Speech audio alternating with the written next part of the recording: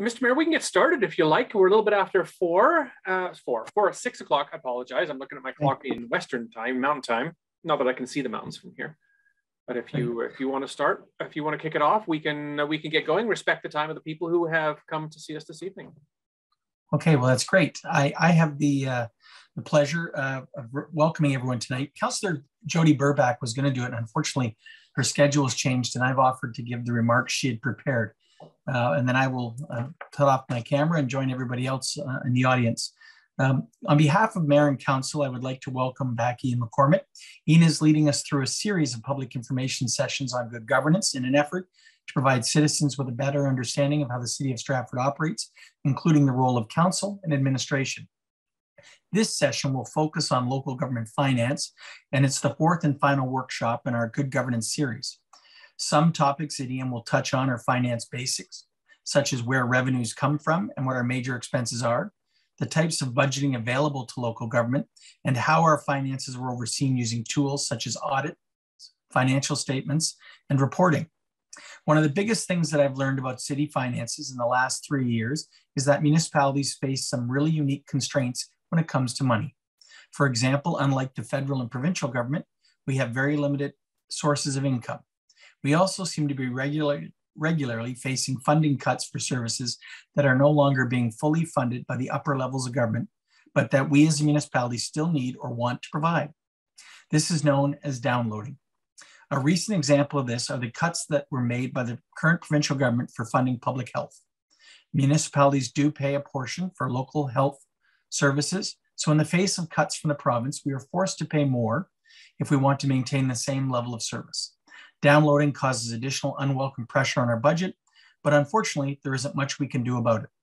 And I'm sure Ian will have more to say about it and many other topics as he takes us through tonight's session on government financing at the local level.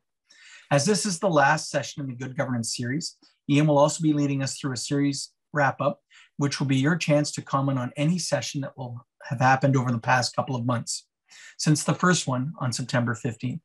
Thank you, Ian, for presenting these sessions to our community. And thanks very much as well to the staff for their hard work behind the scenes and to the members of the public who have attended. It's been a great opportunity to collaborate and to engage with people who want to make this, our city, better. So Ian, with that, I turn it over to you. And on behalf of myself and all the other members of council as well, thank you very much for making yourself available and for being a willing participant and partner in this Good Governance series. So thanks so much. Thanks, Mayor Matheson. More than a willing participant, this is kind of like the gospel according to Ian. It's not the actual gospel, but kind of my interpretation of the gospel. So I am thrilled to actually be able to spend some time with you, your colleagues, with some citizens from the city and others from elsewhere in Canada as well as municipal staff too. I think there's some real value in doing this sort of thing. So thank you for the opportunity to do this. So as you mentioned, of course, this is the last or fourth of 4 of these sessions that we are going to run through. So the plan for today is to speak specifically to the topic at hand. And then the second is to do a bit of a recap on where we've been over this session and the last 3 as well. So with that in mind, what I will do, and I should mention, Mr. Mayor, too, that the comments from your council colleague pretty much covered everything I was going to cover today too. So thank you for joining us tonight. Anyway, we will continue on apace. I'm going to share my screen as before. We have a presentation I have a presentation that I will provide. And where did my share screen go? There it is. So with that in mind, tonight's topic is municipal finance. Flippantly, it's a little bit about where does the money come from and where does the money go. We will deal with this for the first little while of this, and then we'll talk a little bit more about some other things in general following this piece as well. So thank you to all of you who've taken the opportunity to join us. We've gone through the welcome. Councillor Burback did provide through the mayor a very comprehensive welcome as well. I reference once again the quote, the Margaret Mead quote about a small group of committed people who really benefit the community. As I speak about the small group, you probably noticed as we logged in tonight that the session is being recorded like the other 3 sessions were. After today, it will be available on the city's website, probably posted, I would suspect, sometime tomorrow, and archived along with the other 3 sessions too. So if there's something you would like to review, please do. If there's a link you would like to send to friends, family, colleagues that you think would be useful, please do that as well. Just a quick recap on where we've been and where we're going. The mayor mentioned why this session had been promoted in the first place as a way for citizens in Stratford and beyond to understand the role of local government in Ontario, and more broadly than that, the way local government works within the Canadian constitutional context as well. The first session we did a little over a month ago was about what the city can and can't do. And it spoke a little bit to the high level roles of the city in terms of its provision of programs and services and facilities and amenities, some of the governance that it does in terms of advocacy for local people and hearing from local people as well. The second session we dealt with was about role clarity. And you may recall, for those of you who were part of that we started on the top and we worked our way down. We started with the role of council, then we moved more specifically into the role of council member or councillor, the specialized member who is the mayor we spoke to, and then we talked about administration. So the management of the municipality, the administration of the municipality, and finally the service delivery of that as well. Last week was a little bit different. I invited a colleague by the name of Maria de Bruin to come and talk about engagement, and we called that one engagement and communication. So it was a general and a high level overview of typically how engagement works in a local governance context. So how individuals can engage with their own community, what the city does in terms of communicating to people. You may recall we talked about a continuum of engagement that went right from one end of talking about informing, how the city just informs people what's going on through things like newsletters or things that are available on their website, that sort of thing, all the way to the other end of the spectrum, which is when we consult with people and finally empower citizens to make a decision, and about whether local government actually has the ability to completely devolve the authority to make decisions as well. So that was covered last week. Today, we're talking about city finance, about income, about expenses in large buckets, as well as sources of funds, sources of expenses, how the budget works, and then finally a bit of a loop back on financial reconciliation at the end of the year. And we'll also do a bit of a wrap up just on the general series, although I may have just done that as well. The little thought bubble here suggests that if you do have comments, I'm more than happy to, I'd love to actually hear them from you, your insights, your questions that you might have. You have a couple of opportunities to do that. You can either raise your hand in a virtual way through the Zoom function. You can put a comment right into the chat in Zoom, and we've been going through those. And finally, if you don't get noticed that way, please just interject, and I'll stop at the end of each one of the kind of subsection breaks to take your questions as well.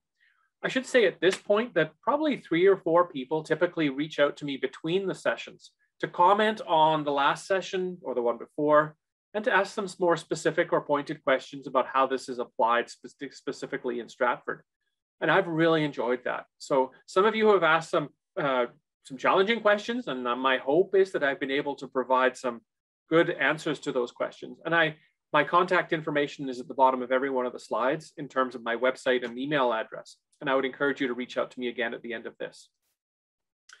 For those of you who've been here before, you'll remember some of the pieces about decorum that it would be lovely to be sitting around a cocktail and a table and having a good conversation about how things are going and kind of what we can expect from the city itself. But we're obviously online at the moment, so that requires just a little bit of extra grace and patience. And thus far, that's worked really, really well. Some of you have provided opinions that are different than the ones I hold and different ideas, and I think that's pretty spectacular. I was suggesting, in Alberta, we had our municipal elections this Monday. So we're heading out on the road shortly to do a whole lot of orientations for councils. And so people have asked me kind of what constitutes a well-functioning council. And to me, it's a group of people who have different opinions on things, but share core values. I talk about governance being a mountain that we all climb, that we want to climb, a good governance being a mountain we want to climb. And we can all take different paths up that mountain. But if we understand each other as humans and we share common values and principles, if we have diverging opinions, that makes the conversation that much richer and the outcomes that much better for the municipality. The last comment, major comment here, is just about the inappropriate comments. We've had no problem with inappropriate comments and content over the last 3 sessions. I see no reason why we would have it today. But just to head that horse off before it jumps up, climbs out of the barn or runs out of the barn, we'll close those barn doors by saying that we have the ability to remove individuals and comments from the session today too. Not that we've needed it. I already mentioned the session's being recorded. This is your time. So if this is more of a seminar than a lecture, that's pretty cool. I'm interested in what you've got to say. I'm far more interested than that than maybe what I've got to say, because I know this stuff. When I think about the time we're spending together, I know that everybody brings something. Each of you who are spending time with us this evening have committed a couple of hours when you could be doing other things. And I really appreciate that. I work in this sector. I love this sector, but I can certainly see that local government is not the ideal world for everybody. And that's okay. We need community to be a whole bunch of diverse ideas, opinions, passions, if you like. And so that's what makes this, I think anyway, makes this type of a session work really well, that we all want each other to be successful. And noted on here, of course, is disagree with opinions and interpretations, and I'm quite happy to do that. You will probably have noted that if you've been following along in the chat as we go over the last few sessions, I think I've responded to all of them, or at least themed them together. And so if we're dealing with local government, the topic is on the table, and I'm quite happy to respond to them as they see fit. For those of you who don't know me yet, I run a company called Strategic Steps. We have offices in Alberta and in Saskatchewan, and we operate in a space between elected and appointed officials. So we tend to follow the municipal cycle. Oftentimes, even before an election happens, we will be involved to do orientations or workshops for people who are kicking tires and thinking about running for council, just to give them an idea about what the job's really like. We then move into orientations, which is where we are in earnest in Alberta at the moment. We head out on the road, as I mentioned. I think we're doing orientations for 28 different municipalities through Alberta over the next 3 weeks. And they will be, so some of them are regional, so it's not that busy. And they're everywhere from small communities of 1,000 people, Calmar, up to Calgary, which is Alberta's largest city at 1 point some odd million. Principles of governance remain the same, even though the capacity and expertise are sometimes different. I do a lot of writing as well. This Who's Driving the Greater book is out now through Municipal World. My next book on the DNA of great leaders, about how some mayors make a real good go of it, is coming out this winter as well. And we also do a lot of writing for newsletters and magazines and whatnot. So as I think about what we talked about last time, these were the session topics that we talked about. And I kind of provided a bit of an overview of these a little bit earlier tonight about what the city can and can't do, role clarity, and then engagement. And I don't know if any of you who are here on the Zoom this evening, who were here in one or all of those 3 sessions, whether any of you may have some comments from the previous sessions, or whether you had some questions that had come up from previous sessions before we get on with the conversation on municipal finance in earnest. So I'll just give you a moment just to see, nobody has their hand up, nobody's put anything into the chat yet. Is there anything that anybody has in terms of things they would like to bring up from a previous session? All right, well, not seeing that, we will keep going. When we were planning, or I was planning on how to pull this one together, specifically around finance, which I can understand may not be the most fascinating of topics to a lot of people, but certainly has an impact, because there is money that comes into the municipality and there's money that goes out of the municipality. And a lot of that is money that previously anyway was in the possession of people who live in the municipality or businesses that operate in the municipality too. So we'll talk a little bit about this evening about the differences between municipal finance and provincial and federal finance. The mayor made a comment to that effect as part of the opening comments, and we will kind of reiterate that just a little bit because they are different creatures. We'll speak specifically to the front end of finance around budget and creating budgets, various types of budgets. And then at the back end too, just checking to see where the money had gone and whether the processes that were required were being followed. Make sure those proverbial barn doors stayed closed all the way through. We'll talk a little bit about money, because when we talk about finance and resources, We talk a lot about money just because it's the most tangible of them all. But the city has other resources as well, some of which get converted from money into other things. So we convert money into staff time. We convert money into buses on the road. We convert money into recreational programs. But those are things that bring benefit then to the municipality. And then just an open-ended comment that's just to see at the moment, if anybody here has anything specific that you want to make sure that we cover during our time together this evening. Does anybody have anything that was passionate? One person actually did send me an email in the last week or so saying, please cover, I think it was around participatory budgeting. So that is on the list for today. But is there anything else that anybody wants to make sure that we cover today in terms of finance? Oakley dokley. On to finance basics.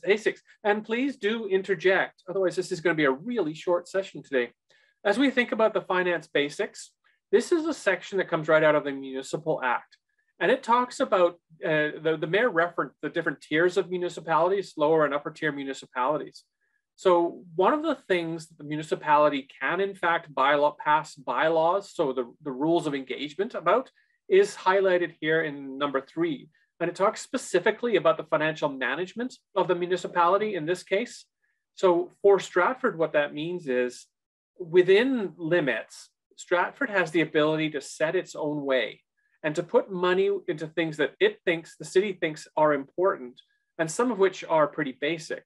So making sure that snow gets picked up, garbage gets picked up, that programs are offered, all those sorts of things, that the insurance gets paid and the staff get paid as well, all fall within the purview of this financial management piece that comes right out of the Municipal Act.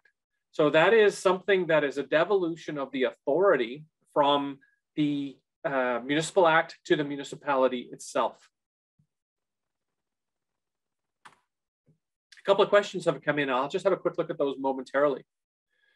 One of the things that we do find about the significant differences between municipal government and federal or provincial is the fiscal year.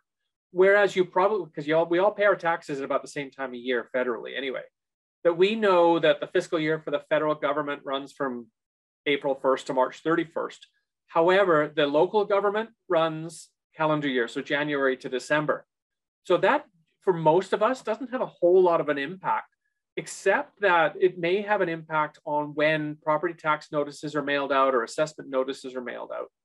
It also may have a bit of an impact in things like grants, because if the federal or provincial governments are the ones who are providing grant dollars, the reporting on those is typically done on the federal or provincial year, so April to March, whereas the actual delivery of the program or service that might be funded by that grant is running January to December. So when looking at financial statements at the end of the year, sometimes the 12 months don't match up with the 12 months. So the federal or provincial granting agency may only have 8 or 9 months worth of grant that shows up in a particular fiscal year. Now that if a particular municipal fiscal year, that difference will show up probably in the notes to the financial statement. So it's not like anybody's trying to hide anything. It's just the way the finance works is a little different. Within provincial legislation in Ontario, there's a requirement for budgets that are at least a year, but they can be up to 2 to 5 years in length as well. Now, oftentimes, even a 1-year budget will contain outlooks for future years as well, particularly in larger and more sophisticated municipalities like Stratford is. So the 1-year budget is mandatory because council has to pass a resolution or a bylaw to talk about things like tax rates and things like that. And so that's for a 12-month period. I have seen some municipalities which have tried to pass budgets, like hard type budgets, that reflect the election cycle or the council cycle, so 4-year budgets. And the further out you go, of course, the more you move into the realm of a horoscope with numbers. We really don't know what's going to happen 2, 3, 4 years from now. So it's really hard to create a really good budget for subsequent years. But what it does do on the flip side is provide predictability in terms of tax rates, particularly property tax rates. So there's a bit of a balance that goes on with that. So operating budgets, which I'll speak to a little bit later, are typically shorter term than capital budgets. And I'll talk a little bit about the justification for that later. The other piece that's different provincially and federally versus municipally is the requirement for balanced budgets municipally. That isn't there federally. I mean, we're all quite familiar with the federal debt and deficit and the accumulated debt and the annual deficit that shows up. Same with provincial. And in some cases, of course, that's been to react to things like COVID, which have required the federal government in particular to spend billions of dollars that it hadn't actually anticipated spending. Local governments don't have that ability. Local governments have to submit balanced budgets or pass balanced budgets. Now, the interesting thing with that to me anyway is 12 months after you pass a balanced budget, there's going to be either a surplus or a deficit. Yeah, surplus or a deficit. There's no way you nail it 100% of the time. So there is some reporting requirement on what happens at the end of the year, but what we do with either deficits or what we do with surpluses. But I think on the basis of prudence, a balanced budget says to the people who are paying the bills, various taxpayers or ratepayers within the municipality, that the municipal government is taking this all very seriously and is keeping things as tight as they possibly can, because they have to think about the tolerance for tax increases or potentially even decreases, I suppose, will have on the people who actually live within the municipality. So that's just a little bit of basics. There are a couple of questions here I'm just going to reference because I think we'll actually deal with them a little bit later. Alan has said, can I address operating budget surpluses? What happens to the funds? Should they happen? And is there discretions on how funds are allocated? I will speak specifically to that around surpluses a little bit later. I would say, though, that the specific context of literally where the money goes is something that I can talk to in general, but not terribly specifically. The next one is, are there new creative possible growth areas for revenue that you've seen with other communities? So that's where we're going to get into in terms of income right away. It's very limited for local government versus others. And my suggestion to local government is don't get too creative on how you generate your money. That's going to get you into trouble as well. Creativity. Predictability is good in some ways. And the final one is about, oh my goodness, Alan, I'm out of my depth with this one. Speaking of debt, can I comment on how modern monetary theory applies to municipal finance? When we get to that, Alan, I'm going to need you to explain that just to me just a little bit, and I will see if I can help you. But I'm not a finance expert. So modern monetary theory sounds a little bit like the Pirates of Penzance. It was something when it comes on. So the question about where money comes from is very limited, and your comment around creativity starts to show up right now. Money that comes into Canadian municipality, and this is kind of coast to coast, this isn't specific to Ontario, is very limited. You can only get money for, and if there's anybody here from municipal administration who wants to comment further on this or provide some nuance that I'm missing, I'm more than happy to have you speak up or send me a note to this effect as well. So when we think about local government, where money comes from, there really are only these three major areas, three large buckets. The first and most prominent one typically is property tax. So that is supposed to be a proxy for wealth. It essentially says the bigger the house that you have, the more wealthy you are. And historically that has been something, but that discounts particularly for seniors who have got have inherited a house or got a relatively cost-effective house that has increased in value over the years, is now worth far more than what they initially paid for it. So the assessed value has gone on and doesn't necessarily reflect their income because they may be on a very fixed income. So it's a proxy for income, but it's certainly by no means perfect. And property tax is calculated on the value of the house multiplied by the tax rate. So the number of dollars multiplied by a percentage, a mill rate, or a rate on 1,000. So for every dollar the house is worth, you pay a little bit of tax based on that dollar. And that changes, of course, year to year. So this actually comes almost backwards. It works such that the municipality says in their budget, council says, we need $1 million. I made the number up completely. And in order to get that $1 million from property tax, we will divide it by the assessed value of all the houses in Stratford in this case. And that's what gives us eventually the tax rate. So we then, the people who own those properties, pay their relevant or relative proportion of the assessed value of their house the same way their neighbor does and the person down the street does. Assessed value is typically driven by market, by the market value, what a willing buyer would pay to a willing seller in a free, open, and unfettered market. So it means that nobody's being forced to sell, nobody's being forced to buy. There are no artificial inflationary or deflationary impacts on the market as well. So that's where market value assessment would come from. And so that will fluctuate significantly over time. But what the impact that this has, of course, is assessed value will rise and it will fall over time. As a neighborhood gets more desirable, the assessed value of the houses there goes up. As it gets less desirable over time and starts to degrade, the assessed value of the houses within that area may decline. The tax rate remains the same, however. So you end up paying slightly more or slightly less based on where you happen to live sometimes and the value of your house, even if it's identical to someone's house across the city. So that's the piece about residential property tax.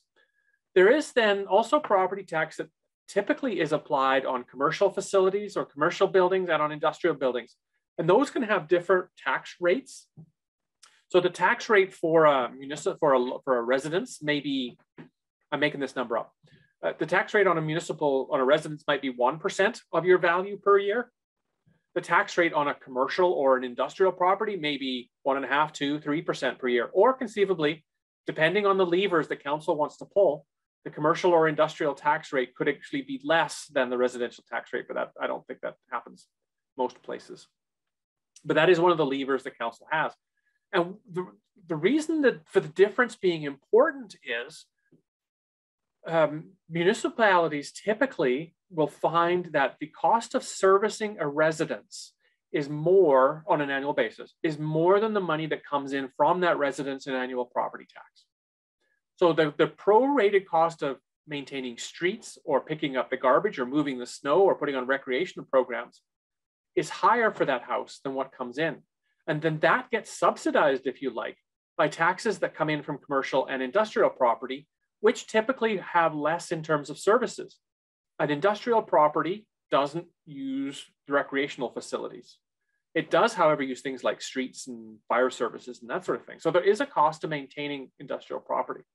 And some municipalities too will see themselves as a developer and will actually go out and buy raw land or acquire in some fashion raw land and will put in the infrastructure. And so they end up being the developer and then selling that land to industrial or commercial uses, or potentially to residential uses as well. And it's a way of maintaining the community in a style fashion that the council thinks is appropriate. So those are the three big chunks. There is also, and this happens maybe more so in rural municipalities than in urban ones, is speaking about linear assessment and machinery and equipment assessment. It's a note here from Dorothy I'll get to in a moment too. So the linear is, what linear property is, I mean, basically it's things that run in a line. So it would be railways or power lines or oil wells or those sort of things that still linear but go up and down, and they are charged an assessment based on the length of whatever it happens to be. And then machinery and equipment is sometimes the items that are part of a major industrial facility. So in such a way that properties, residential properties, and please correct me if I'm wrong, are usually assessed on market value. The industrial properties are often based on a slightly different value, on a cost type value, what the thing actually costs to put together. So the value on those will fluctuate. So that's kind of the biggest chunk of where finance comes from for the city. The second piece around here is, and I've just arbitrarily chosen fees and charges. This will often show up in a budget line, and there will be a bylaw that's passed for fees and charges. And it will be where citizens or other organizations pay the city to partake in something. When you go to the swimming pool or the rink or or you park on the street at a parking meter or in a city-owned parking lot, there are fees associated with that, and that's revenue that goes to the city as well. As are things like permits and licenses. So if you have things like business licenses or dog licenses, or God forbid, cat licenses, or when you do permits for development or redevelopment of your deck or your basement, that kind of thing goes into the city coffers as well in terms of fees and charges. When you've parked at that parking meter just a little too long and somebody comes along and puts a little note under your windshield to give you the opportunity to contribute to the city a little bit more, that shows up too in terms of fines. So you can have things like those parking fines, but it may also be fines that are levied for noisy dogs or unlicensed animals or unsightly properties, those sorts of things, all of which comes into the city then as a form of revenue. The third way that the municipality brings in revenue is what I typically call just transfers. So those are things like grants, if you like. So they can come from other orders of government. So the province or the federal government may want the municipality to move in a particular direction. So gas tax money from the federal government, for example, is an example of a grant program that is available to the city if they do something. And so if those conditions are met, the provincial government will transfer a certain amount of revenue to the city. There are also grants for programs sometimes that are provided either on behalf of another order of government or because another order of government wants to do something. So energy efficiency retrofits, those kind of things can be grants, but they may be available to individual residents. They may be available to the municipality as well. And in the same way, the municipality probably has grant programs for several things too, but that's of course an outgo rather than an income.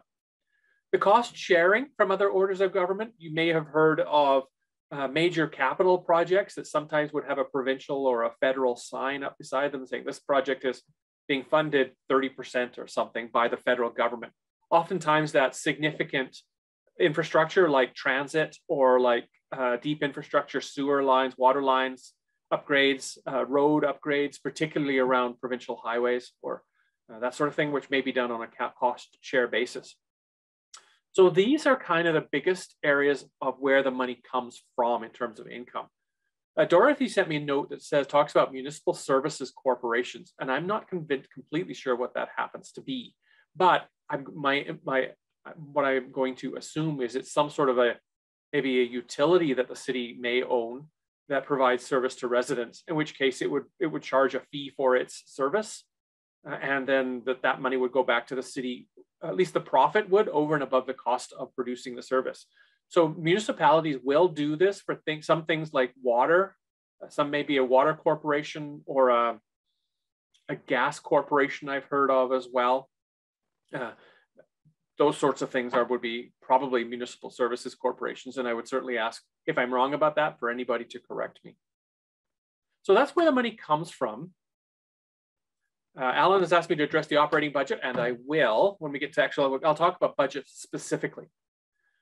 Where the money goes in terms of most categories, we know, in terms of the largest categories anyway, we know that because there's a balanced budget for municipalities, that they run pretty thin. And some things are major areas of cost in some years and not so much in others.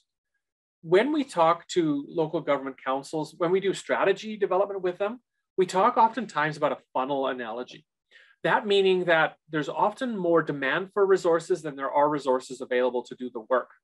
Demand grows, demand by people or by organizations or businesses grows faster than population grows or faster than new businesses move to town. On the flip side of that, the ability of the flexibility or availability of resources doesn't tend to keep up with population growth. So you end up with two curves diverging. And what that means is the city can't be everything to everybody, even if it wanted to be. So it has to make some choices about where it's actually going to spend its limited resources. And these are the places that it typically spends. The first and biggest one oftentimes is staffing. Now, whether that is permanent staff, whether that is, say, seasonal staff, if you bring people on in the summer to cut the grass that you don't keep year round. Although sometimes larger municipalities will move the rink attendant to summer work to cut grass and that sort of thing. So that tends to balance out a little bit. It can also, in this case, include contractors. So if the city contracts out a program or a service, it goes to pay that as well. So if, for example, the city put on a first aid program and hired I can't remember, Red Cross or somebody to put that on, that money would be going to people as well. Another big cost for cities or for any municipality, and I put buildings here, I probably should more appropriately have put infrastructure cost. So either creating buildings from scratch or maintaining buildings, renovating, that sort of thing. As well, streets, roads, alleys, light standards, infrastructure like power lines, water lines, sewers, all those sorts of things have a significant cost. And all of those have a lifespan. And we're going to talk about asset management a little bit later today as well. Just general operations of keeping the place going, buying fuel for vehicles, paying the electrical bill to keep the lights on. All those sort of things come into operations too. The city, obviously people have moved to Stratford for a reason. They've stayed there for a reason. And part of that is likely because of the programs and services that Stratford offers, whether that is just swimming programs or whether that is an art program, whether that's family community support service type programs. All of those sorts of things are available to the residents who live there or people who come into town too. All of them have a cost associated with them. Now, some of them may be operated on a cost recovery basis and may charge either full cost recovery or some sort of nominal amount. I was speaking with somebody the other day about a program that their municipality was offering for free, and they were finding that people just weren't showing up. What they eventually do, I think actually, no, it was a library actually who was doing this. They had a mums and tots program or something to that effect. It was free, it was a drop-in, people would sign up, and it was limited because of COVID. It was limited in terms of the number of people they could have. And a lot of people were signing up for the programming and not coming or only coming to some of them. And they were thinking, well, maybe this program is worth what somebody's paying for it. So the value argument. So they started charging $5 for the series, and then they were refunding the $5 at the end of the series to people who actually showed up. Now, in no way did that cover the cost of the series, but it did put a little bit of value on the provision of the program that the library in this case was providing. The last piece I noted here is around governance, that it does cost money to keep the city hall running. It does cost money to keep the city staff and elected officials going. It costs money to broadcast city council meetings, and it costs money to put on sessions like this as well. So in order to look at governance as a whole, it does become a cost center. And some of it is the same year after year after year. And some of it ramps up and ramps down depending on whether there are particular issues that have to be addressed or need to be addressed. And some of this gets to around engagement too. A really engaged municipality will spend quite a bit of money on actually reaching out to, metaphorically anyway, meet people where they are, or maybe literally as well, as to go out and actually see where people actually live. So that speaks a little bit about the major categories of where the money comes and where it goes. Somebody else had put a note here: poll taxes on people, vehicles, and animals possible by municipalities. I don't think so. I don't know the specifics of Ontario municipal finance law well enough to know whether a poll tax is available. I mean, vehicles, like register, a lot of that is animals for sure because of licensing. Vehicles is typically done provincially, again, through licensing, and poll taxes on people. There used to be a window tax, of course, which is where property taxes started up, which is why some municipalities, particularly in England, used to have fewer and fewer windows, or used to have windows boarded over, because the window tax was used as a proxy for wealth as well. So the fewer windows you had, the less tax you paid. All right, I'm going to come back to some of those other things a little bit later if it's possible. So we've got the income and we've got the outgo. And some of the difference in this is then you need to have a bit of an ability to stretch the difference, to meet the two together. Sometimes that means you have to make the money go a little bit further. And particularly on large one-time expenses, if you were to build a new arena, for example, or a new recreation center, there's a lot of cost associated with that right up front, from the architecture, just the fact finding and the engagement, and then the start of construction as well. The city can incur debt to start dealing with that, and can pay that debt off then over a series of years. The city is provided with something called natural person powers. And what that means in provincial legislation is that the city essentially acts as a human being. It can do the same thing human beings can do. So it can hire people or evaluate people. It can incur debt or provide debt that or lots of companies or organizations couldn't naturally do. So under this natural person powers, the city has the ability to incur this long-term debt, and this is used prudently. It's all done publicly, of course. It's all done at a public meeting. These decisions are made, and the debt will come probably with through a municipal finance arm, either of the provincial government or maybe locally too, to negotiate some pretty good rates and other conditions. But debt is often used for these three areas here. New buildings, I already made a reference to a new recreation facility. So the capital item here could be either a brand new building, or it could be a renovation to an existing building. New apparatus, and I use the word apparatus quite consciously because large expense capital items like fire trucks, for example, can cost upwards of $1 million for a ladder truck. Typically not the sort of change you have jingling in your pockets. And so those sort of things are often paid for through debt, though sometimes they can be paid via reserves as well. And we're going to get to that just a little bit later too. So new apparatus, expensive equipment, and land purchases.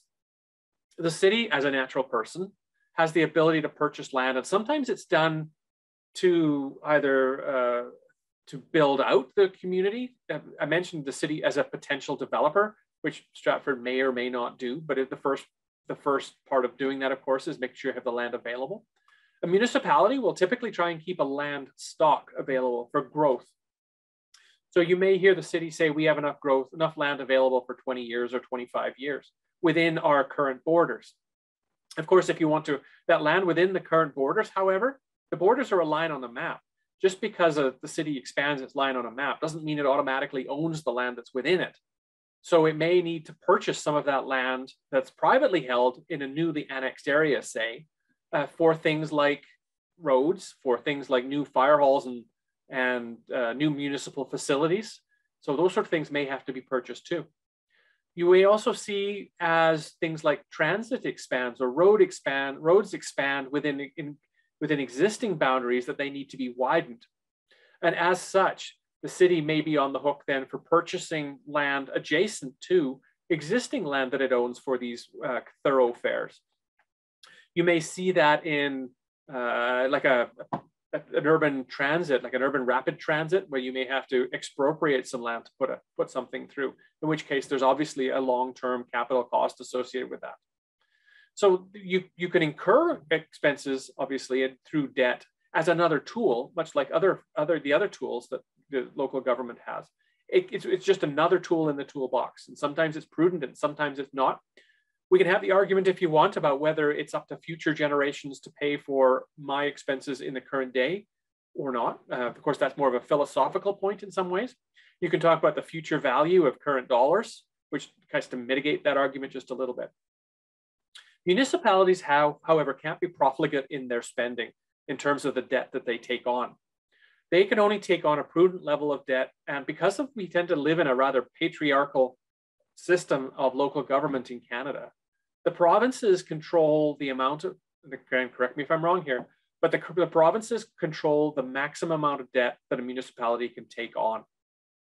Now, most municipalities are far below what's called that debt limit or debt ceiling. And it's probably something like, and it's X number of X times the operating budget or operating income on a given year. So 1.5 times the operating income, so that it is legitimately and feasibly repayable within a prudent amount of time. Although cities, as they are retiring debt, are often taking on new debt to pay for new things as well. It's an instrument like any other, and sometimes it's prudent to use debt, and sometimes it's prudent to use cash if it's available, or other instruments too. So there is a valid use for debt as part of the money that will come into a municipality. Of course, there is also then the resulting requirement for money to go out of the municipality to retire that debt as well. So if we talk about money that's come in and money that's gone out, the problem here, and this is a bit of a flippant statement that I use quite a bit, it says if your outgo exceeds your income, then your upkeep will be your downfall. And in this case, then the budget has to be balanced. We've already been through that. That's not like other orders of government. So it's not like a council could come into office and spend and spend and spend in year one, or maybe they would probably be more likely to spend and spend and spend in year 4 to garner votes. They just can't do it because they need to have the revenue to match the spending that comes in. Now, if emergencies happen, like if there was a fire or a flood, which required a significant expense and declaring a disaster, sometimes these rules are suspended a little bit, but oftentimes when that happens, help will come from other orders of government too. Something else we find about once we get past the requirement for balance is that government making money. Government doesn't. If there were nobody paying property taxes, the city would have almost no income at all. I think that perhaps the only arm of the city that actually makes money is the tax department, and maybe bylaw as well. Depending on how much bylaw will bring in terms of fines. But almost nothing the city does actually makes money. That it's the people who live in the community, who see value living in the community and want to have access to programs and services, who are willing, either vicariously through their property taxes or directly through fees, to put money into what they think is important. So the rest of the slide talks a bit about the philosophical argument as government as a business, or the question, I guess, of is government a business?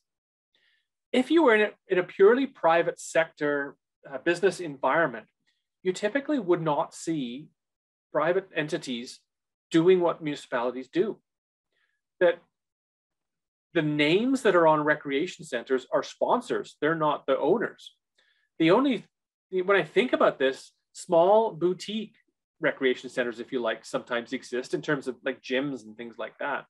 But a full-on rec center with a couple of sheets of ice and a running track and a gymnasium and a field house with 2 soccer pitches in it would not be funded by business, because the return on investment is not greater than 1. You're going to lose money as soon as you start. The same could be said for transit. That transit operates, I don't think there's any transit authority in the country that operates at a profit.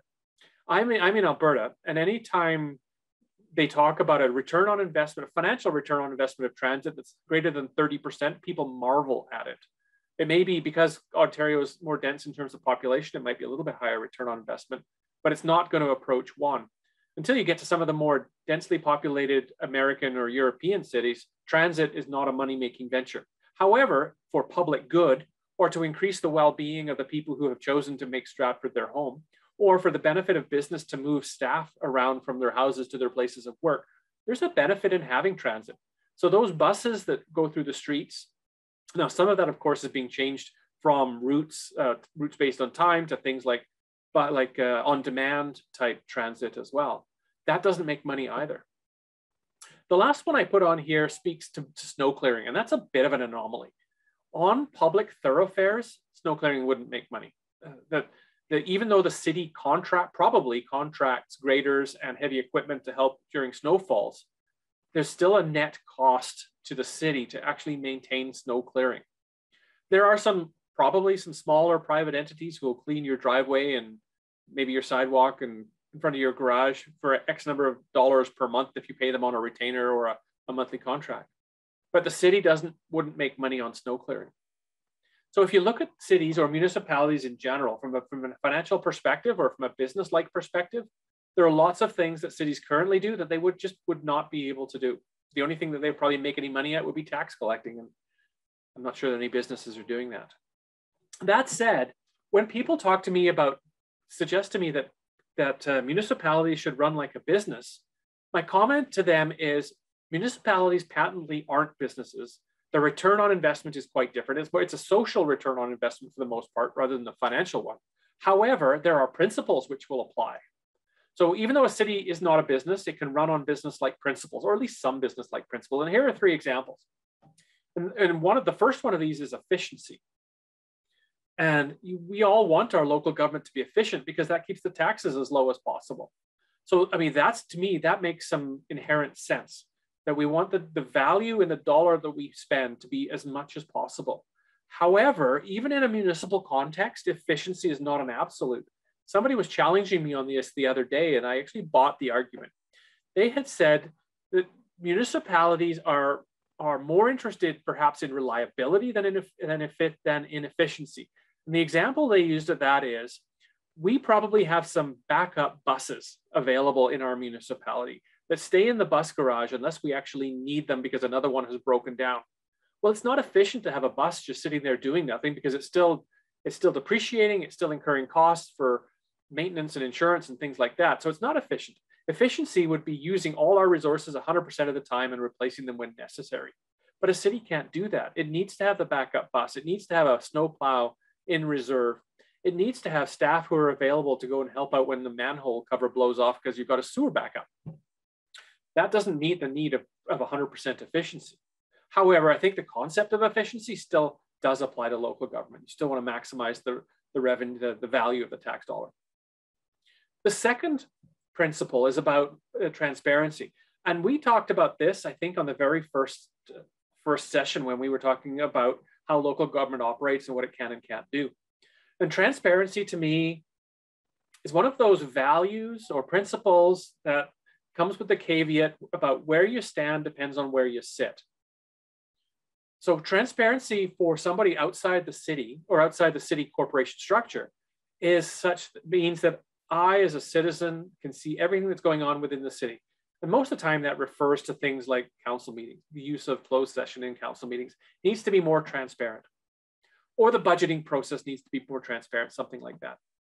However, once elected or once working for the city in a detailed department like finance, for example, transparency means something different.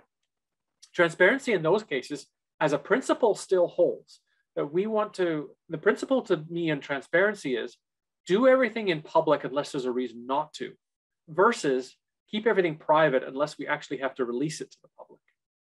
So in this case, transparency from an internal perspective would mean we're following all the laws, all the rules, but some things need to be done not quietly. Some things need to be done in a closed session or without scrutiny, without public scrutiny all the time.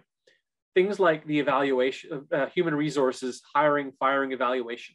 To me, there's a step back, if you like, from transparency from a policy perspective. Knowing that we're doing hiring, firing, and evaluation makes sense, but actually sitting in on somebody's evaluation doesn't, even though that would be completely transparent. If you go back to the previous comment or previous slide, I was talking about some of the things the city does, like land purchases, for example. You don't. The city outside, looking at it from the outside, you might want the city to be negotiating as transparently as possible. From inside, however, if you show your cards too early, you start to lose the value of whatever your position happens to be, and you end up paying more for that land than you otherwise would. So transparency comes, I think, with a bit of a limit to it. The third principle that business is big on, but which municipalities can also follow, again with a caveat, is innovation. I think we've talked about this too. To me, everybody wants their local government to be innovative. And innovative gets to value, it gets to the unique nature of Stratford, it gets to attracting people to the city and keeping them here because we have this culture of innovation. But the flip side of innovation to me, or the other side of the coin of innovation, is risk. And municipalities and local governments are risk adverse, and prudently so, because they're dealing with dollars that really aren't their own. They're flow through dollars that they're holding on behalf of citizens and then expending on prudent programs. But if you want to innovate, you've got to accept some risk. So conversations early on with council would be, what level of innovation do you want? And what level of risk are you willing to tolerate? And the two of those will be in tension as you go throughout the municipal cycle. When you start to think about this in terms of the corporation itself, the same rule applies. That council probably wants its municipal corporation to be innovative, but they're putting some limits on the amount of risk that happens. Now, risk in this case is often, it could be financial risk for sure, that if we try something and it flops, we're out some money. Could be reputational risk, that a municipality tries stuff, it never works, they get known as a basket case across the country. Or it could be other types of risks as well, liability type risks too. So to me, the stretch then between, in municipal finance anyway, between where the municipality gets its money, where the municipality spends its money, how it fills that gap with tools like debt, or then start to get to some of these big issue problems that we're starting to deal with. So that's kind of looking at it in the abstract. I'm happy to respond to any questions. I've got a couple more slides here. A couple of people have said, would one really want to pay more taxes? Oh, here we go. A Alan had suggested on municipal sales tax. I don't, unless the laws are different in Ontario, I don't think a municipality can apply a municipal sales tax. It's different in the States, and there are municipal sales taxes that are different from place to place. Even in those cases, though, when I work in the US, if my municipal sales tax is slightly higher than the next door neighbor's municipal sales tax, that tends to drive revenue to wherever the cost of that money is lowest. So a really small difference in a municipal sales tax might work as long as the differentiation was minimal. But if it starts to get more significant, it ends up being an impediment to progress within the municipality. You can look at that even in things like gas prices. If the next station in the next block over is even a cent a liter cheaper, you're probably going to go line up at the cent a liter cheaper place, even though you're only going to save 20 cents or so.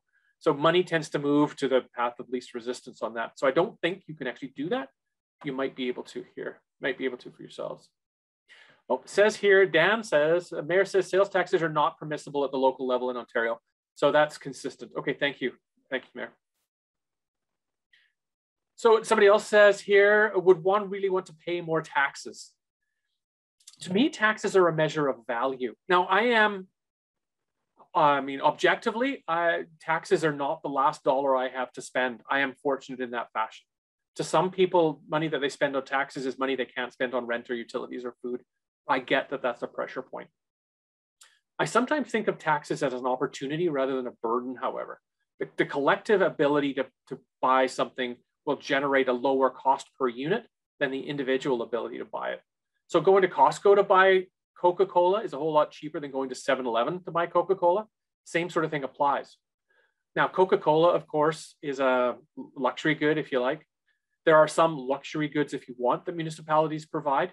You could even argue that things like rec facilities are luxury goods. But they're what differentiates Stratford, in this case, from somewhere else. So to me, the question about tax is more about value than absolute dollar. Within a reasonable limit, of course. So the example I use of that is, if I provide my municipality with $1,000 worth of property taxes, what do I think I get back? If I only think I get $500 worth of value from those property taxes because I never ride the bus and I never go to the rec center and I never create garbage, then I'm not real happy with the amount of taxes I'm spending because I'm not getting good value. If, however, I give the same $1,000 to the municipality and I do ride the bus every day and I go to the rec center once or twice a week and I fill my garbage bin every week, then maybe I'm getting more than $1,000 worth of value back from whatever I provide to the municipality. And maybe I'm happy about the value that I receive. Again, within those constraints and the ability to pay. Absolutely, I certainly buy that one. Does anybody want to pay more taxes? That's probably a rhetorical question, of course. Nobody wants to pay taxes at all. But those of us who live in community with one another realize that there is an expense to doing that. Whether that expense is justified is up to the citizens to decide every 4 years. I will say, though, we have municipalities or individuals and councils that promote themselves as low tax or no tax increase councils. And of course, a 0% tax increase is really a decrease in ability to spend for the municipality by whatever the rate of municipal inflation is. And I will suggest too, that the rate of inflation for a municipality is different than the rate of inflation for a household. Households don't buy asphalt or large volumes of chlorine or heavy equipment. They buy apples and natural gas or heating oil or those sorts of things, or soccer balls. So the inflation rate is slightly different for municipalities than it is for households too. So would one want to pay more taxes? Probably not.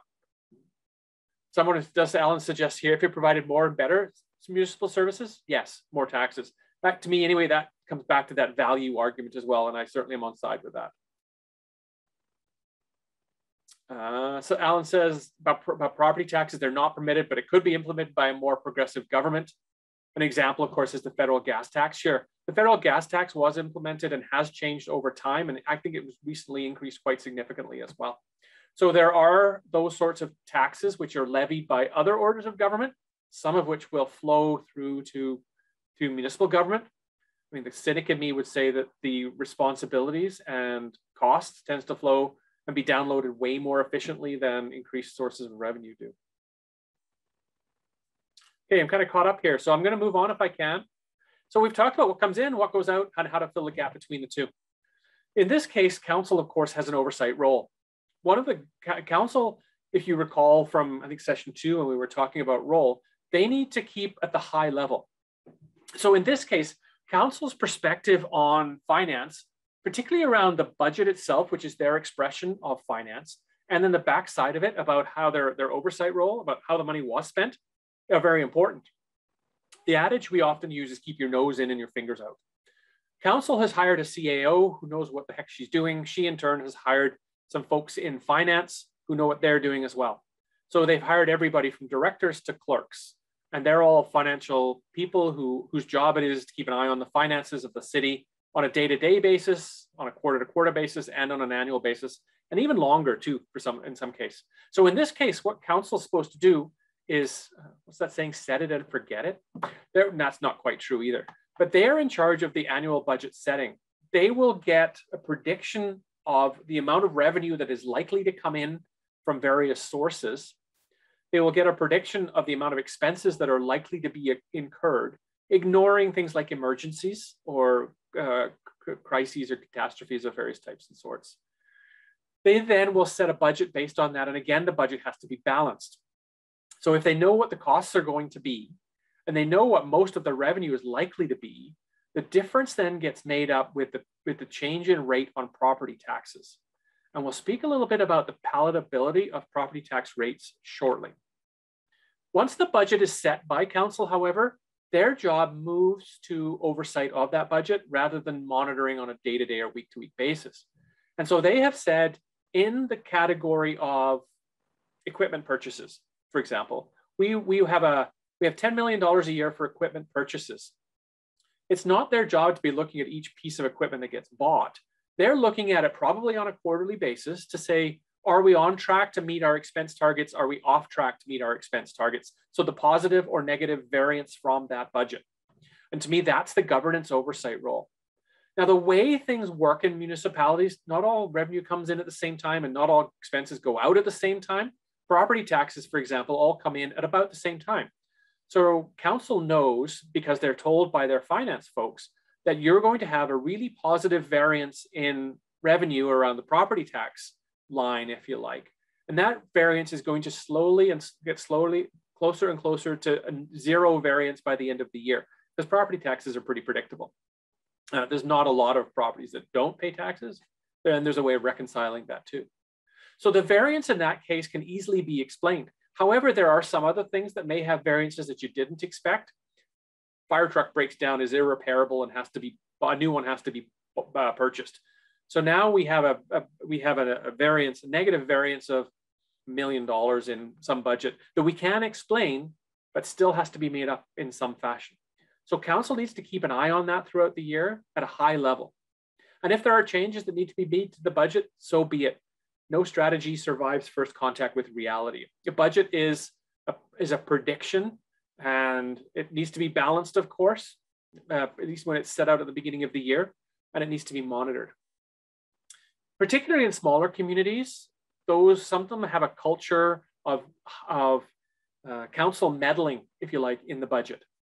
And so they want to see things that are really operational, perhaps because they understand them. Maybe they run their own small business and they're used to looking at a list of aging accounts receivable.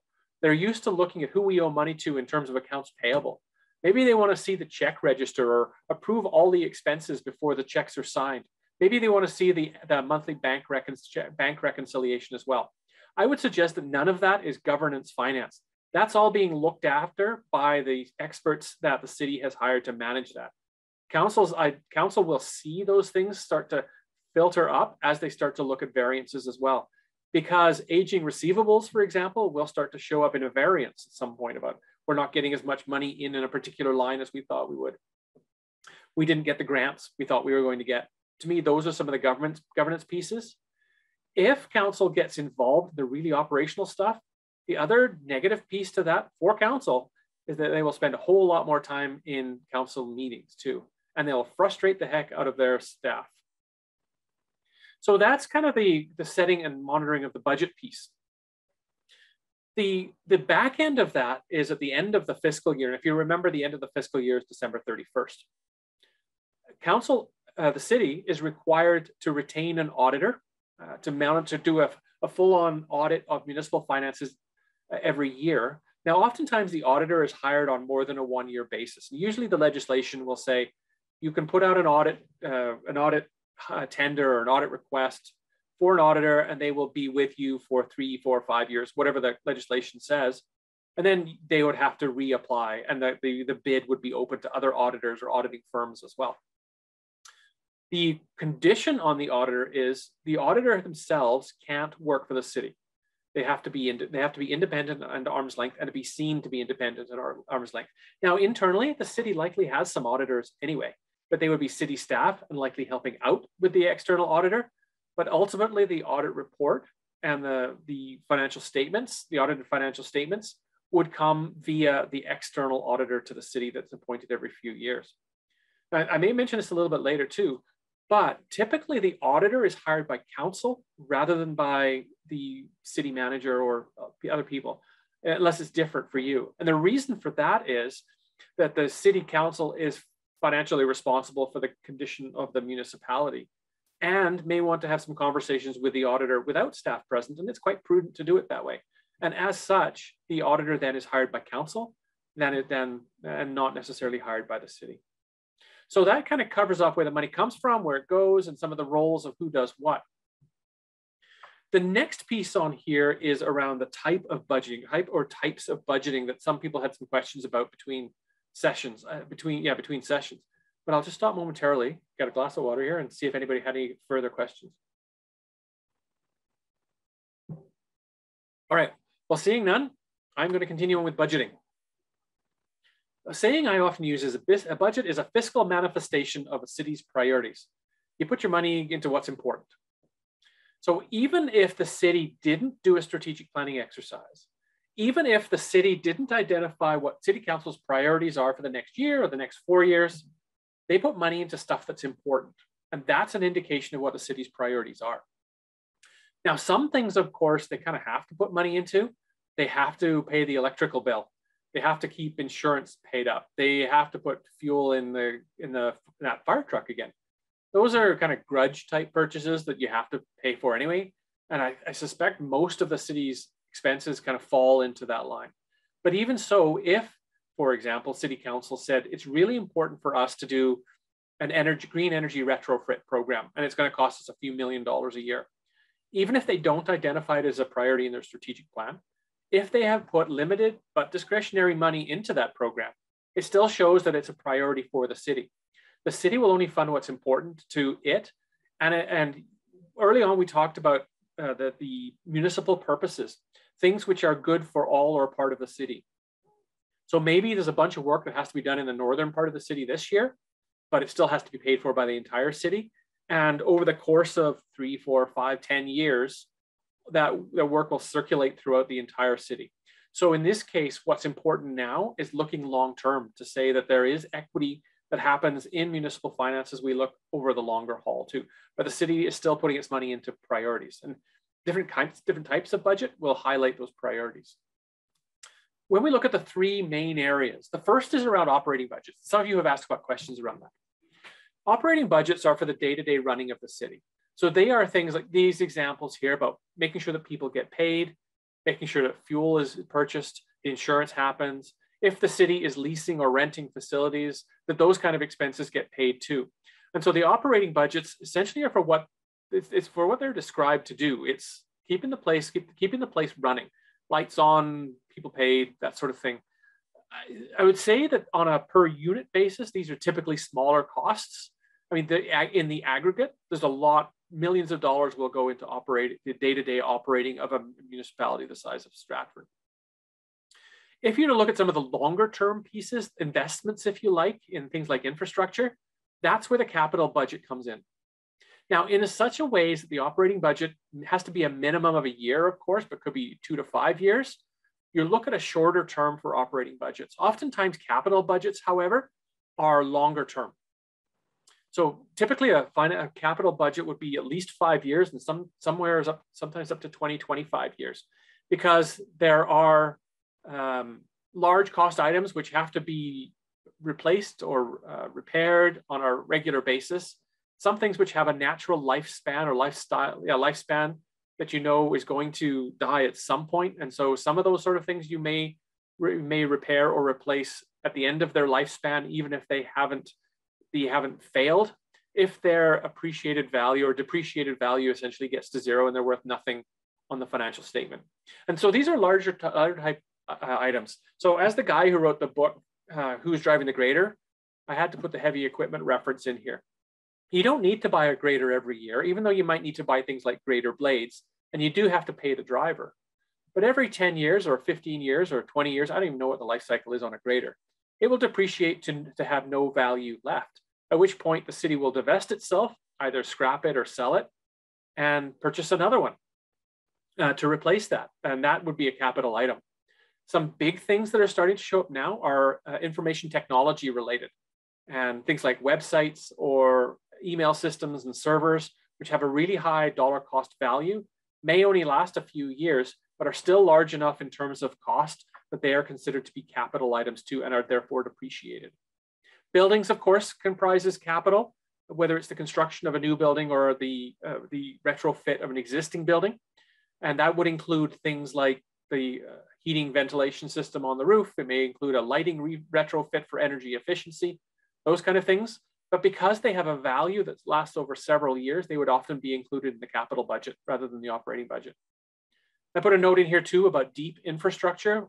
Water lines have a natural lifespan. We did a review in a municipality once where we found that between the water treatment plant and the taps, the town in this case was losing 50% of its water.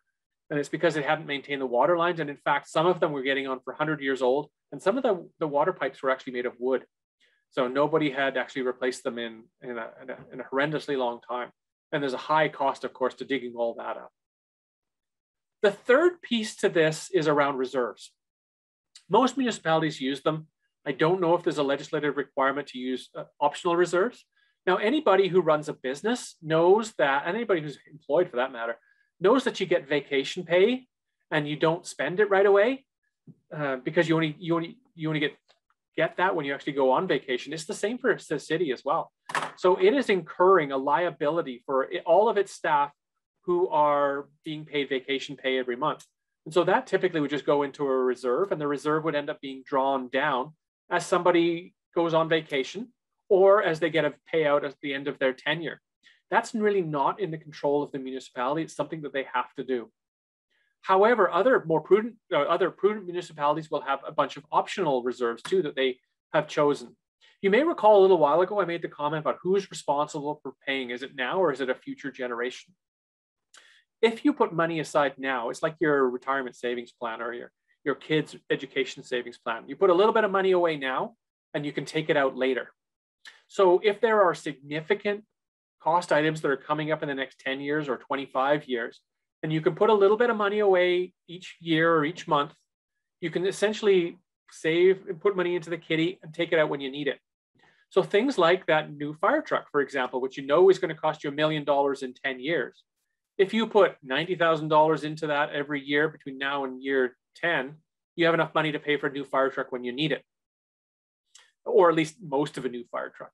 The same thing could be said for other items that you know are going to be expensive, you know are going to be necessary, and are going to cost a ton of money in the year when they need to be replaced.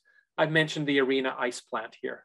So if you have to dig up the coils or dig up the lines under the rink or replace the ice generating plant, all those sort of things are very expensive. And you may have reserves in place to help pay for those sorts of things. Now the reserve may not pay for the entire price, but it sure puts a big chunk in it. And so that's prudent. But because it's optional, some municipalities will put money into this, some won't put money into things like this, and they'll cross their fingers that the ice plant doesn't fail, just because they don't have the liquid reserves to do that. Something else that happens here too is sometimes municipalities will put surplus money into reserves. So if at the end of a year when they were supposed to have a balanced budget and they're showing a positive return at the end of the year, so money that they had thought they were going to spend doesn't get spent, or expenses they thought they were going to incur don't come in, council can choose what to do with that revenue. It could do, it could provide it as a lower property tax increase next year or no increase, conceivably a decrease next year. It could put money into an unfunded program, a wish list, if you like. And it could put money into reserves to top up these reserves to get them to where they need to be. And that's where the third point comes in here about optimal balances.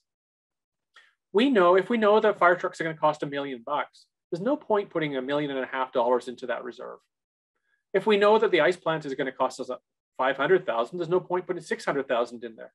So we don't keep contributing past the point where there's benefit to it. So that's where the reserve optimal balance comes in. So for the fire truck, say, the reserve optimal balance is $1 million. We're not going to put any more money into that. It may even be less than $1 million because we know that revenue is going to grow over a year. So we know the truck's going to cost us $1 million.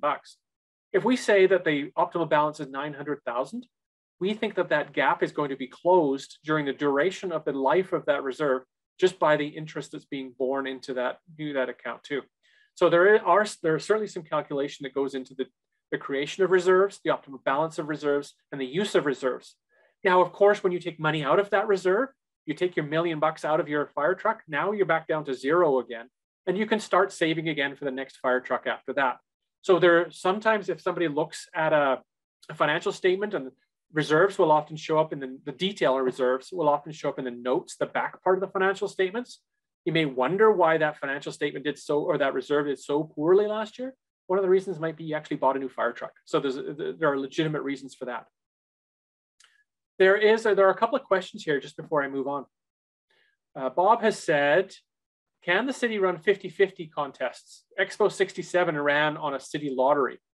Can Stratford run a lottery? I don't think so. And I believe that's because lotteries would be controlled by the province, and therefore lottery licenses would be controlled by the province too.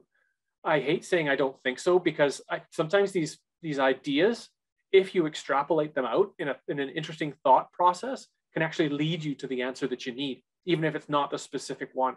But Bob, just the short answer to your question is, and again, somebody can correct me if I'm wrong for Ontario, I don't think you can run a 50-50 or a lottery without a provincial license for a municipality. And oftentimes those lotteries or 50-50 gambling things would have constraints applied to them. It would mean there are lots of things it couldn't go towards. Now, there may be grant programs which are funded by lottery money about which the city could apply. So indirectly, it could get income from lotteries that way. Another question here, are reserves something the city needs to share with citizens, and what are they meant for? Hopefully I've answered your question on that. They are something that the city does need to share with citizens, and they are shared as part of the annual financial statement. Reserves would also show up as part of the budgeting process, and the budget itself has to be debated, discussed, passed in open session, as does the results of the financial review. So the audit has to be approved in open session too, even though there could be some in-camera discussion in advance of that. If you recall early on, we said that no decisions can be made in a closed or in-camera session of council, with the exception of the motion to come out of in-camera. So the answer to your question is that reserves would have to be discussed in public. The funding of them and the types of them that are available. So if we think about some of the options for budget, and I know I added this because of a question that I got between our sessions. There are different ways that municipalities and any entity for that matter can actually generate its budget. I mean, you have a pretty good idea what running a city is going to cost. It's going to cost what it cost last year, plus or minus a little bit this year, unless you make some really big changes either on the expense side or on the revenue side. And sometimes, because every big decision like this that city council makes has political ramifications, adding something new is a political decision. Modifying something that currently exists, either increasing or decreasing service levels, is also a political decision. And removing something is a political decision too. So there are implications to city council and therefore to city administration of any changes that happen, any big changes that happen to budget. So philosophically then, where do you start? There are some people who will run for council on the platform of cost containment. And those are the kind of people who would start perhaps with their expense side of the budget. We need to cut expenses or keep them realistic. There are other people who will run for council and say, hey, we need a brand new type of program. a new social program to house the homeless. I made that up. And there are going to be costs associated with that, so we need to bring in more money. So they start to look at the revenue side, and there's a balance to that. Probably a little bit on a continuum that runs from people who want to bring in more revenue, people who want to cut expenses, and they have to eventually meet somewhere in the middle. And that's why values, shared values for city council are really important. And if they don't share values, then having that conversation becomes really, really difficult, which is why I think things like populism create a lot of problems for governments, period. One of the constraints, of course, is, and somebody talked earlier about who wants to pay more taxes, is what's tolerable. So we can start from blue sky and start building up with costs or paring back on expenses, but what's tolerable to citizens and businesses, both in terms of the cost that they can bear for the services that they're going to receive, and then for the businesses, a question of value. Is it better for me as a business to operate in Stratford, or is it more advantageous for me to operate somewhere else? Now, that can work both ways, of course. So if there's a rebate on property taxes, maybe that attracts business to Stratford. If there's an extra levy on a particular street front to pay for local improvements, maybe that causes me to move either somewhere else in Stratford or away from Stratford. But ultimately, that's for council to decide. And I would suspect that any of the elected officials who are on the call here this evening have heard from citizens that say, I want such and such a service, or I want you to reduce taxes, or I want you to keep taxes at zero, whatever the case may be. So ultimately, that's kind of a framework that is available to city council as they start to think about budget. And speaking about budget timing, we're into October right now. I would suspect that city administration is well and truly into the budget conversation or debate or construction for 2023. I'm not sure if city council may have provided some broad strokes overviews, but likely hasn't seen it in a lot of detail yet. So if we think about the ways that you can actually do your budget, there are several of them here. The easy way I've got here is just, what did we do last year? Let's do the same thing again, but we know inflation is 2%, so let's just add 2% to our budget. There we go, we're done, thank you very much. It doesn't do any sort of an analysis of value or efficiency or anything like that, but it's quick. So that could happen both on the expense side and on the revenue side, that we're gonna increase property taxes by 2%. We're gonna ask for 2% more in our fees and charges, divide it up. And then we're gonna give every department across the board a 2% increase in their budgets as well. It works, I guess. It's unsatisfactory for the most part. Another way is zero-based that a lot of people talk about. And that is, you start from zero every year. And that asks all departments within the city essentially to justify everything from their paper clips to their graders. That if we start with a budget of, you start as a department with a budget of zero, start adding expenses based on what you think is necessary, realistic, and valuable. Chances are you will get to something similar to what you did last year. The issue with this, of course, is it doesn't really speak to what we add, what we remove. Again, it doesn't speak to value in terms of adding programs or removing programs or considering new facilities. But zero-based is something that people would understand, because a lot of times it's budgeting that you would do for a business or maybe even for a household as well. Start with nothing, work our way up. And then at some point, hopefully we get to something that is tolerable in terms of expenses for citizens and businesses, and then we generate revenue to match that expense. Another way here is priority-based budgeting. And this is something that, while not new, is something that is certainly gaining prominence, particularly in the United States. And it starts with a value-based argument. And you could call this value-based budgeting if you want as well. So it says, let's identify everything that Stratford does. Programs, services, facilities, amenities, all that stuff. Let's put it in a big list of what's important and what's not. And it's way more complex, of course, than what I've suggested, although it's tough to get started on, but at subsequent years, actually, it becomes a lot easier. So then we start working our way down the list. We get through our mandatory stuff, and then we start thinking about how much money do we have left? And let's go down our list of priorities until we run out of money.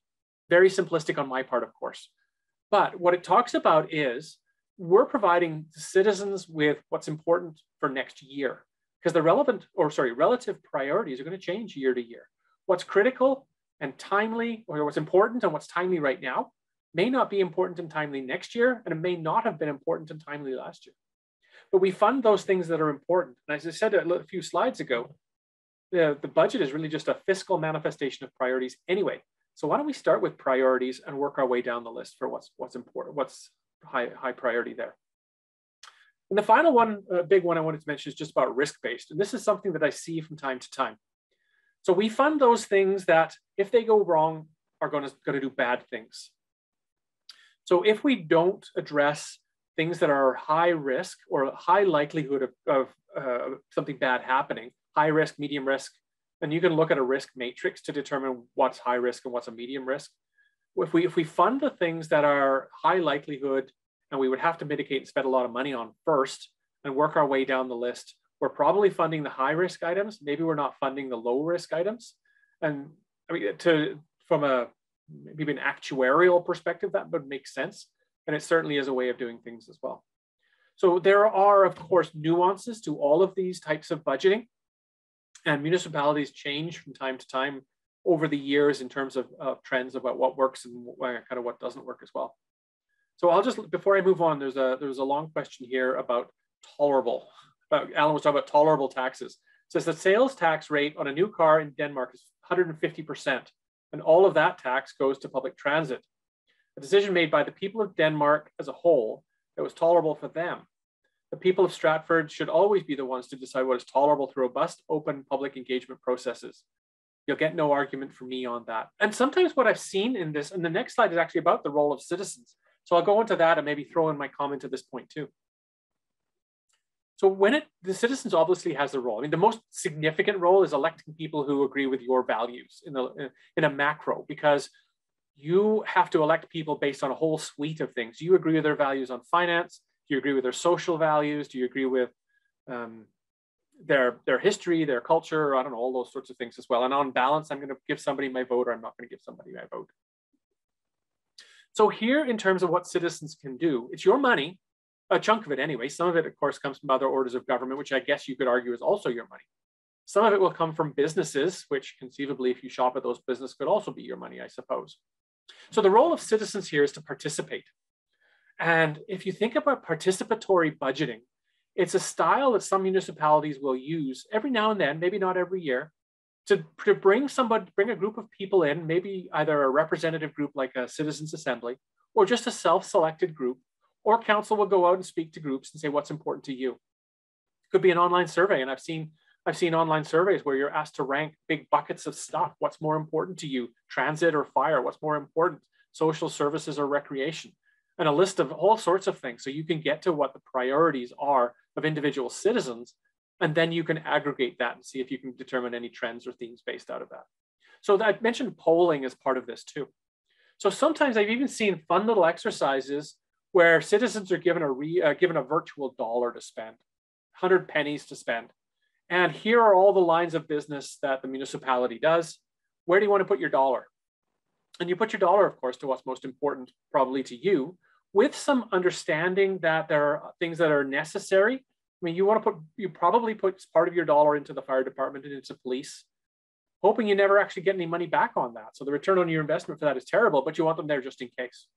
You may put dollars into cultural things because that's really important to Stratford. You may not put, but you may choose to put dollars into funding homeless programs because that's important to you personally. So anyway, some of that participatory nature shows up often in policy too. If the municipality has a policy around engagement or communication and public participation, some of those sort of things will show up as what's important to council, as reflected, because that will be also important to citizens as well. So there's that participatory part of budgeting. It's your dollar. Another is preemptive. I mean, those of you who are on the call today or on the Zoom today are participating in this right now, beginning to understand or getting more detailed depth of understanding about what happens in local government in terms of finance in Ontario and in Canada in general as well. Many of you have probably called, emailed, or written your councillor. Some of you may have posted on Facebook or Twitter too to say what you think is important to you. Some of you, well, obviously have put your names on a ballot and gotten elected. Some of you may have put your names on a ballot and not got elected. But to me, those are some of the preemptive things about telling people what's important. You hear that apocryphal story about a councillor or a mayor saying, for every letter I get from somebody on a particular point of view, I know it actually reflects 20 or 50 people or whatever the number might be. Unless it's a form letter, And that's happening more and more now. And I don't think form letters carry a lot of weight. Somebody's just put their name to a letter that somebody else has written. Even less so if it's just an email and you're just forwarding it. So that's the preemptive piece. Another is around frequency. How often do you want to do a really deep dive as a municipality into the budget of the entity? I mean, you could do it every year, but it's very disruptive. Maybe you do it once a term. Maybe you do it once every 5 years or something to that effect, to say, are we doing the right type of budgeting? Do we actually have our budgets aligned to the priorities and the values that City Council has expressed as the will of the people? And you can do those sort of check-ins on a regular basis. If you want to run a citizen satisfaction survey on a biannual basis, that's pretty common. Even sometimes, oftentimes, if we're doing things like strategic planning, we will do a survey in advance of a strategic plan, and we'll say, where do you think people are most satisfied? What are the services and programs you offer that citizens are most satisfied with? Which are the ones they're least satisfied with, which is a proxy, of course, to value. The amusing thing is, of course, the same things show up on both lists. Some citizens are really happy with snow clearing, and some citizens, the same municipality, are really upset with snow clearing. So we try and draw some conclusions from that, but it doesn't always work. But to me, anyway, the important thing is that there is a check-in that's done. You get that referendum once every 4 years to determine whether the people you have hired to represent you as citizens are actually aligned with the values that you want or that you have. But there are other things that you can do in a more concerted fashion on a regular basis, and things the city can lead as well. Just a couple of notes here. Going to go to some of the questions that are in the question box. Ray has said, to what degree does Stratford utilize the various budgeting options? I can't actually answer that, and I don't want to put anybody on the spot from the city, but if anybody wants to say what the city uses, I'd be more than happy to hear from you. Or if you want to send me just a note in the chat, I will quite happily repeat those words as well. I don't know well enough, Ray, to be able to say which one or a combination the city actually uses. Alan says, true, priority-based budgeting deals with actual money. Each ward in Chicago, for example, puts $1 million into a priority-based budgeting, I think your priority budgeting process that is exclusive of council. Get in touch with Josh Lerner. He can provide detail. Toronto's considering and has put Section 37 money from developments into priority budgeting. This meant $250,000 to $500,000 a year for some wards. I am certainly interested in that, Alan. I wouldn't mind you reaching out to me on that specifically. There's another organization called Resource X that we work with from time to time. They're out of Boulder, Colorado. They do a lot of work on priority-based budgeting as well in the United States, and a bit more in Canada as well. So with the role of citizens, that's there. I'm going to close the loop if I can. So now we've talked about where the money comes from and where it goes, how we decide what to spend. And now we're going to talk about what happens at the end of the year. And this is kind of coming to the end of the session today too. When the city has done its budgeting and has spent its money, and council have its money, spent your money, and when council has kept an eye on the variances as we've gone through the entire 12 months, and hopefully by the end of the year, the predictions are fairly close to correct, and the variance is fairly close to zero in all areas by the end of the year. It won't be, by the way. The city finance then has to be reviewed. And the act requires that a full-on audit happen. And I mentioned a little while ago that the audit has to be done by an external entity, an audit company or an external auditor. But given the size of Stratford, I expect it's probably an audit company rather than just an individual like it would be for some smaller municipalities. All of this has to be financed. All this finance stuff has to be public as well. So the audit letter, the financial statements, the notes to the statement, all those sorts of things are, I would almost put money on it, would be on the city's website right now for previous years. The auditor is hired by the council the auditor is hired by council and therefore is responsible to council.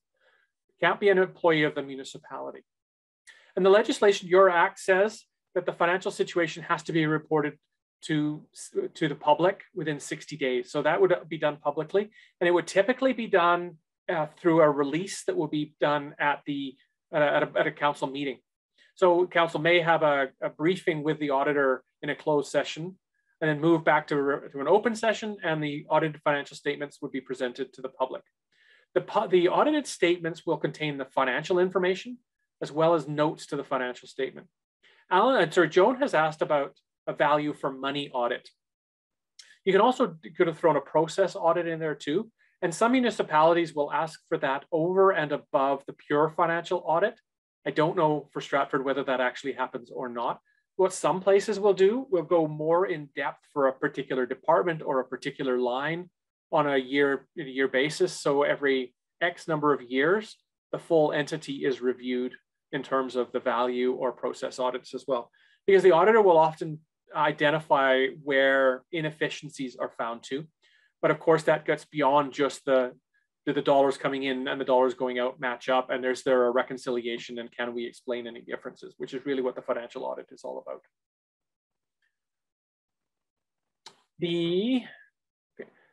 With this in mind, then that kind of closes where I wanted to be on the finance end of things in terms of the local government finance.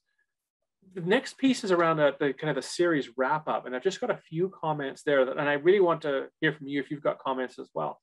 But in terms of what we've talked about today, I'm always a little leery about going into too much detail and too little detail.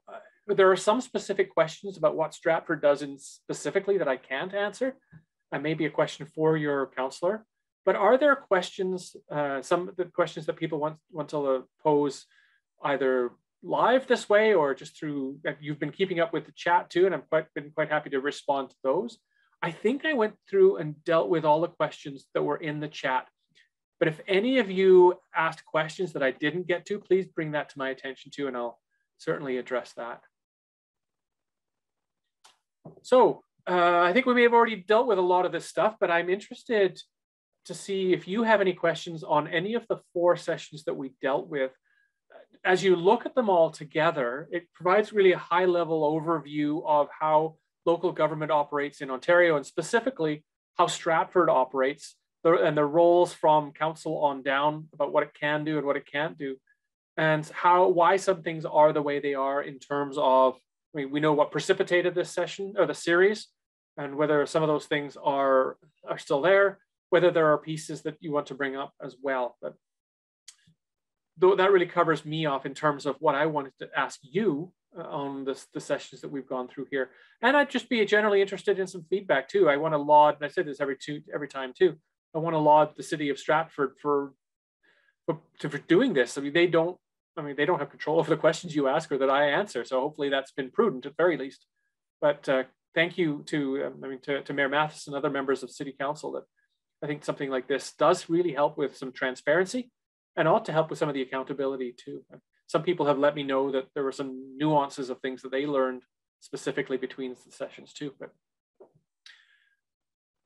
so with that in mind, that's the end of my content really, unless anybody has anything that they wanted to bring up. I will say, as I have said at the other sessions, that my contact information has been on every slide, and it's here. And several of you who have corresponded with me over the weeks are on the Zoom here tonight as well. And hopefully you can suggest that I've been responsive to the questions that you've got, and I really quite enjoyed that as well. Ray Harsan here, if I may. Yes, please do. I've been waving my hand there, but it's not. Oh, sorry, Ray, I didn't see you. That's okay, fine.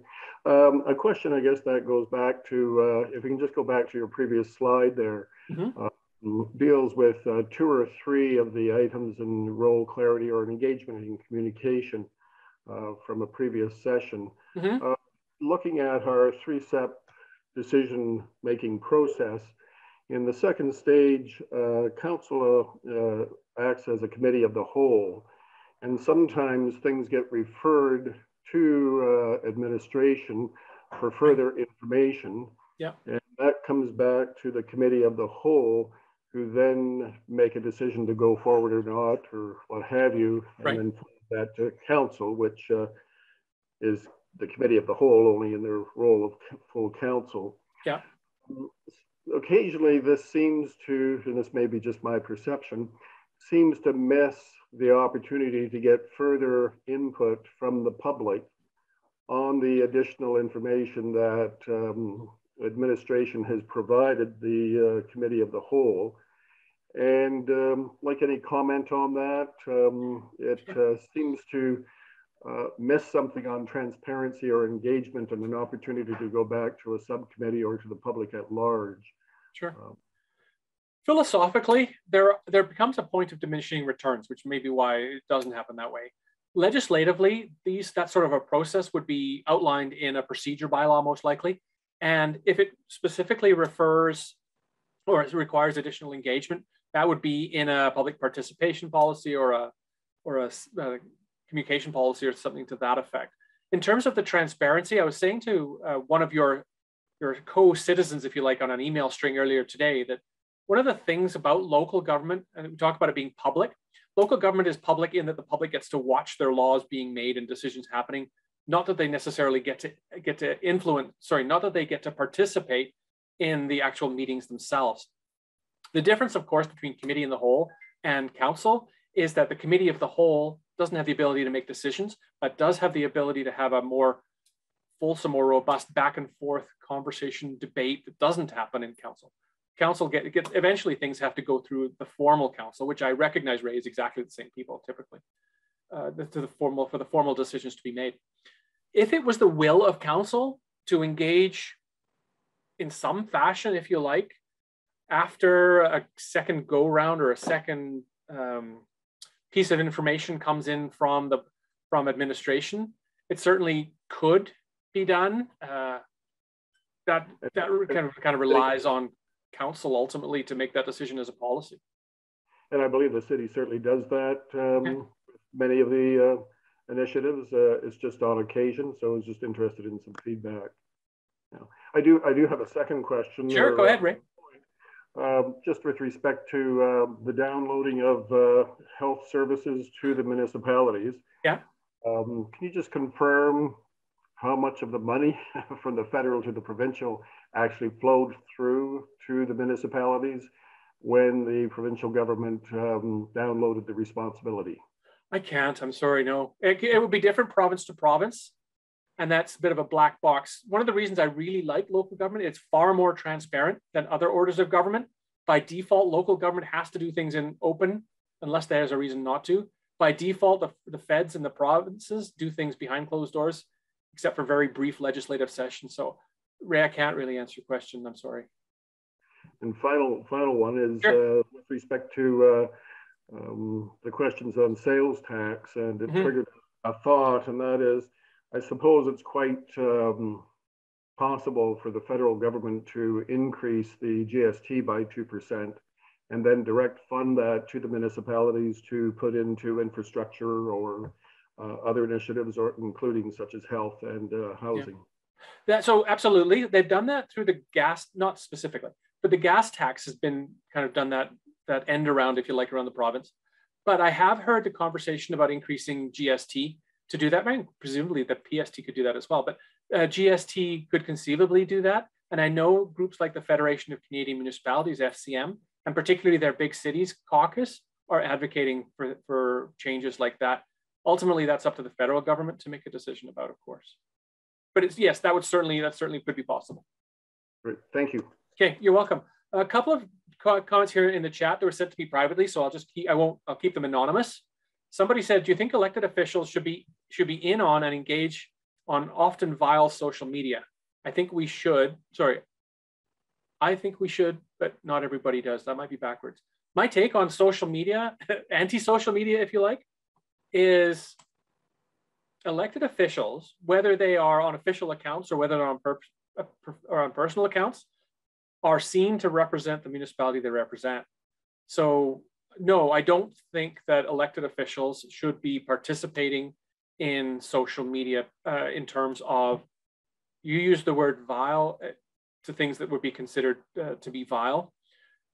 The problem for councillors or elected officials is that they are often bound by a policy that the public is not bound by. So sometimes they end up taking the slings and arrows that are ill-deserved. Now they can point out things factually, but I think starting to get into using too many adjectives doesn't benefit anybody. social media can be used. I do a session on social media, and I call it social media for better and for worse. And there's a reason for that. Actually, we speak about that too as part of orientations. And whoever, and you know who you were who said that. And if you want to follow up with me with that, I'm more than happy to talk to you about it. And a next message I got also as a direct message: how confident or not are you the cities will ever get more power devolved from the overlords down the 401? Is it just a brick wall for soft heads?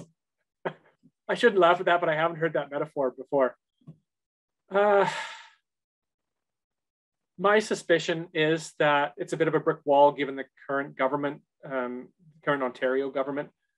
As a populist government, I think they put a lot more effort into their wedding than they did into staying married. Changes in government changes philosophy. Where you stand depends on where you sit, all those kind of sayings. However, I think that local government still has the responsibility to advocate on behalf of the citizens it represents. Whether that brings fruit now or brings fruit in 5 or 10 or 15 years, I don't know if it really matters. Your local government is elected or elects people to represent its interests as a collective and in the long term. And part of that is to then advocate. And the advocacy, I mean, downloading happens, downloading of responsibility happens more often than downloading of the resources to deal with that responsibility. And to me, that's where the issue lies. And because municipalities exist or not at the pleasure of the provinces and territories, it adds an additional layer of complexity. So it's a bit like a waterfall. It's really hard. Water flows downhill really easily. It's really hard to throw it back up to the top of the waterfall. So in the short term, I'm not terribly hopeful that more power will be devolved. In the long term, perhaps it will. I mean, if I go back to the origins of direct democracy with places like Athens and Sparta and city-states, I do sometimes wonder if we're going to get back to that with increasing levels of urbanization, that the power will reside purely in terms of numbers in the large metropolitan areas and in some of the secondary metropolitan regions as well. So I mean, in the long term, I wouldn't be surprised to see some of that power devolve. I think it would end up devolving via the federal government potentially, more so than the provinces though, because it's a patchwork across the country. I don't know if that answers your question or not around the brick wall and soft heads, but that's kind of my opinion on it anyway. I have no more questions that have shown up in the chat. I don't think I have missed any hands, and if I have, I apologize. Are there any other comments? So this wraps up our session, I guess. And if you have questions that you want to ask me about after the fact, I am more than happy to respond to you either by phone or by email, whatever works best for you. I'm happy to do that. I have thoroughly enjoyed having the opportunity to engage with you as interested people, either elected officials or citizens or staff of the city. And hopefully this has provided some good value to you as well. If I don't want to put you on the spot, Mayor Matheson, but do you want to put a bookend on this? I think it was you who actually started this whole session out before I did back a couple of months ago, and I would certainly give you the opportunity if you want. If you don't, I will just wrap it up, and the session would end up being posted on the city's website tomorrow. All right, ladies and gentlemen, when seeing none, I appreciate the time that all of you have spent here. Was there any other final comments before we wrap up? Okay, a couple of thank yous showing up really that's what I'm after. It's just write nice things in the comment box. Thank you so much for this. I hope there's provided value. You have invested a lot of time in this as well, and I really appreciate it. Hopefully I have an opportunity to work with you again at some point later on in the future. And with that, I will end the Zoom and say thank you very much and have a good night, everybody. Thanks, Ian. Okay, bye-bye, everybody.